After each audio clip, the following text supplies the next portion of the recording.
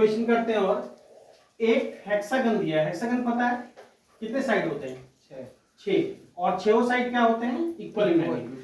तो एक हेक्सागन दिया है ऐसा कुछ, एक साइड, दूसरा, तीसरा, ये इसके पैडल चला जाएगा, चौथा ये जाएगा, पांचवा इसके पैडल, चौथा ये हो गया, पांचवा, ठीक है, और एक हो गया ये 6। ठीक। अब एक बात सिंपल देखो, यहाँ पे दे रखा है मान लो ए, ये बी, सारे साइड इक्वल है, सी, ये डी, ये ई, ये एफ, ठीक, A B C D E F. ठीक, बीच में सेंटर जो होगा कहीं ना कहीं होगा, मान लो सेंटर यहाँ, सेंटर को लिख दिया ओ से। ठीक है, हमें क्या पूछा गया, अगर हेक्सागन है ऐसा, देन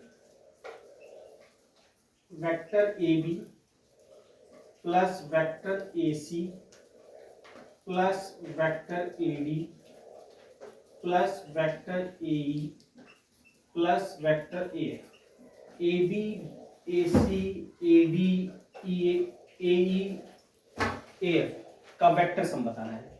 ऑप्शन जो है उसी अकॉर्डिंग बताना है। तो ऑप्शन कुछ दे रखा है, मान लो 6 AO। ठीक, सेकेंड ऑप्शन है मान लो 12 AO। ठीक, थर्ड ऑप्शन है 24 AO और फोर्थ ऑप्शन है सबका भला हो, मान लो कि 0, नल वेक्टर हो गया, मतलब सबका जो भी। तो A B plus A C plus A D plus A E plus A, इसका सम बताना है। किसके टर्म में? एओ के टर्म में। क्यों? ऑप्शन है सारा किसके टर्म में? एओ के टर्म में। तो कैसे करेंगे, किसी को कुछ आइडिया है? सर मैं हिंट थोड़ा सा दे देता हूं, बाकी ट्राई करना। एओ क्या एडी का आधा है? हाँ, हेक्सागन है ना, तो हाँ, सारे हाँ। साइड क्या होंगे? बराबर होंगे और डायगोनल भी जो होगा इक्वली बाइसेक्ट करेगा। यानी ओ ये है, एक रिलेशन यहां से हम देख सकते हैं कि AD इक्वल टू 2AO। ये बात क्लियर है सबको? अब AD इक्वल टू 2AO, मुझे AO डायरेक्ट तो लिखना मुश्किल है, A2O, पर AD में लिख सकता हूं। Polygon law of vector addition बताया था, polygon law of vector addition बताया था। उसमें क्या बताया था कि 3 वेक्टर हैं या 4 हैं, जितने भी हैं, उसका जो वेक्टर सम होगा, शुरुआत के वेक्टर के टेल से अंतिम वाले के हेड को मिला देंगे, वो उसका वेक्टर सम होगा। यानी यहाँ पे ए बी बी सी और सी डी का वेक्टर सम एडी है। हाँ सर। तो A B B C C D का कॉम्बिनेशन जितना होगा उसके जगह हम एडी लिखेंगे, और अगर एडी लिख लिए तो एडी को एओ से रिप्लेस किया जा सकता है। तो हम इसमें जितना पॉसिबल ब्रेक करके होगा ए बी बी सी और सी डी का कॉम्बिनेशन निकालेंगे। अब ए बी तो ऑलरेडी ए बी है, ए सी को लिख सकते हैं A B plus B C. हाँ सर। ए सी मतलब ए टू सी, ए सी मतलब ए टू सी। ए टू सी क्या होगा, अगर लाइन मिलाओगे ये होगा ए टू सी। ए सी का मतलब है ए टू सी, ये होगा ए to C. A to C का मतलब A B plus B C. तो ये ब्रेक होगा, ए सी को लिख सकते हैं A B plus B C, क्योंकि वेक्टर सम है। उसी तरह एडी को ब्रेक किया जा सकता है A B plus B C plus C D में, जो एडी उसी तरह से एई को ब्रेक किया जा सकता है ए टू ई। इन 4 का वेक्टर सम होगा A B B C C D D. इस तरह से ब्रेक करके हम कॉम्बिनेशन निकालेंगे ए बी बी सी और सी डी का।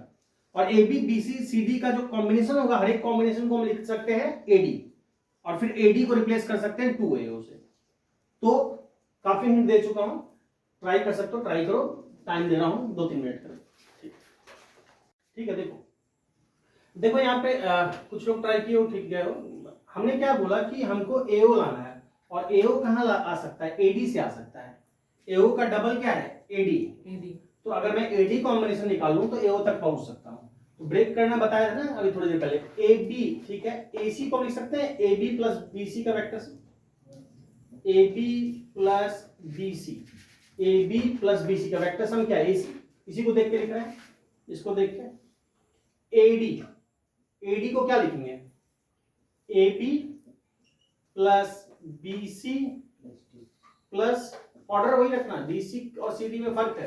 Yes sir. डीसी उल्टा हो गया, डी टू सी हो गया, सीडी का मतलब सी टू डी ऊपर की तरफ, डी टू सी का मतलब नीचे की तरफ। ऑर्डर वेक्टर में मैंने रखा है।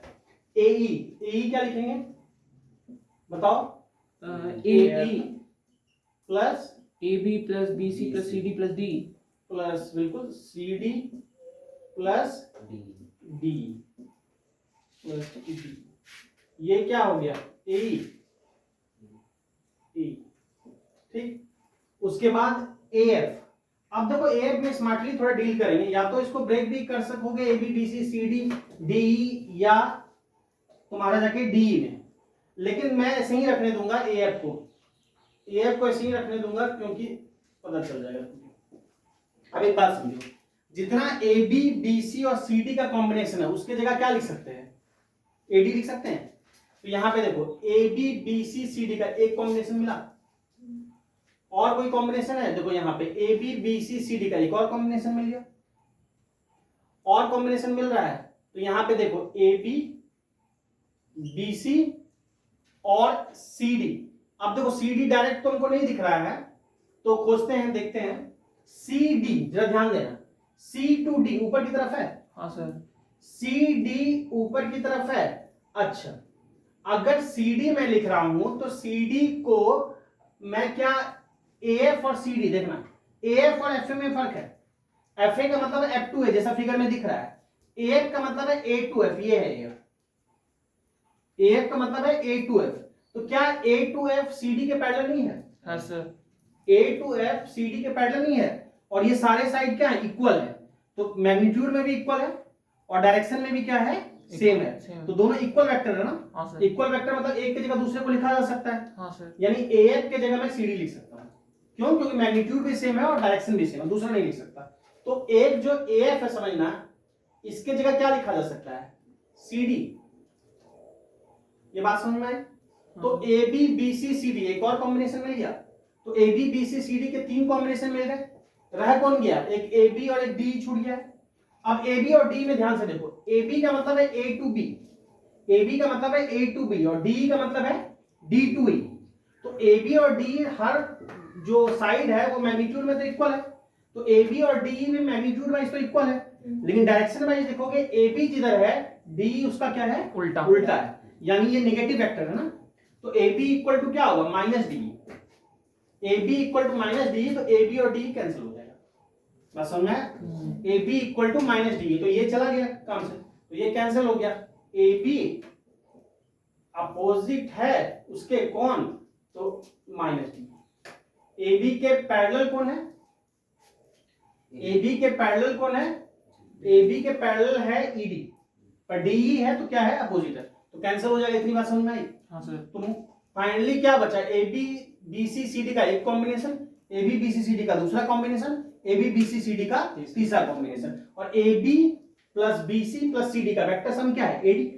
तो A B plus B C plus C D जहां जहां लिखा है वहां ए डी लिख सकते हैं। तो कितने बने ऐसे कॉम्बिनेशन? तीन बने। 3 सर। तो क्या लिखेंगे? 3 ए डी। हाँ सर। बात समझ में आ रही है? 3 ए डी। अच्छा, और एक ए डी एओ के टर्म में चूंकि आंसर लिखना है, तो एक ए डी कितने एओ के इक्वल है? 2 के। तो 3 इंटू 2 क्या हो जाएगा? 6। तो हो जाएगा 6 एओ। बात समझ में आ रही है? तो आंसर मेरा क्या हो जाएगा? 6। क्लियर है? No problem.